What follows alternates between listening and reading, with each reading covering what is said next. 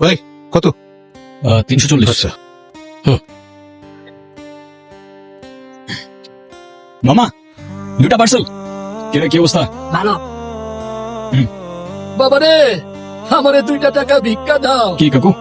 আজকেও কি করবো বলো? তোমাকে ছাড়া আমার দুপুরের খাবারটা ঠিক জমে না কাকু। কেমন আছো বলো? কেমন আর থাকমু, তয় তুমি যে আমার জন্য প্রতিদিন খাওন লইয়া হো, এই খাওন পাইয়া মনটা অনেক ভালো হইয়া যায়। তাহলে তো রোজ নিয়ে আসতে হয়। হ্যাঁ, আচ্ছা, তোমার একটা কথা জিগাই। হুম? এই যে তুমি যে আমার জন্য প্রতিদিন খাবার লইয়া হো, আমি তো তোমার আপন কেউ না। এই পৃথিবীতে কে কার কি হয় বলো? সবই তো মায়া।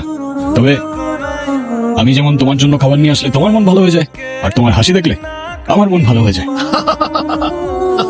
ঠিক আছে, চললাম কাকু, সাবধানে থেকো, আবার দেখা হবে।